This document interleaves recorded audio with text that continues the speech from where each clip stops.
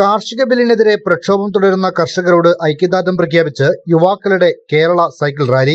കോഴിക്കോട്, മലപ്പുറം ജില്ലകളിൽ നിന്നുള്ള 10 യുവാക്കളാണ് കാസർഗോഡ് മുതൽ കോവളം വരെ സൈക്കിൾ റൈഡ് നടത്തുന്നത്. കർഷകരില്ലെങ്കിൽ നാമില്ല എന്ന വാക്യം പ്രദർശിപ്പിച്ചാണ് യാത്ര. അതിശൈത്യം വകവയ്ക്കാതെ സമരമുഖത്ത് അടിയോച്ചു നിൽക്കുന്ന കർഷകരോട് അനുഭാവം പ്രകടിപ്പിച്ചു നൽകുന്ന റൈഡിലുള്ള 7 പേർ വിദ്യാർത്ഥികളാണ്.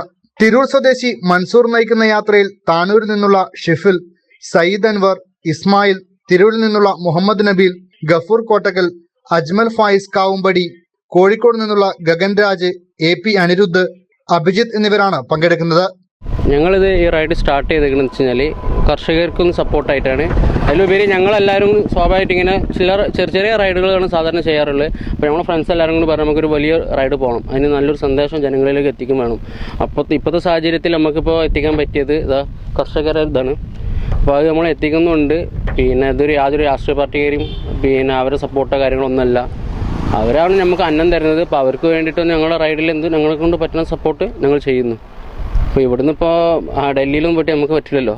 അതിൻ്റെ ഉപരി ഞങ്ങളിപ്പോൾ ഞങ്ങളെ കൊണ്ട് പറ്റുന്നത് ഞങ്ങൾ ഇവിടെ ചെയ്യുന്നുണ്ട്. സൈക്ലിംഗ് കൂട്ടായ്മയായ പെഡൽ ഫോഴ്സ് വഴിയാണ് ആശയം ഉടലെടുത്തത്. കാസർഗോഡ് നഗരത്തിൽ cyclist CA Muhammad Iqbal flag off ചെയ്തു.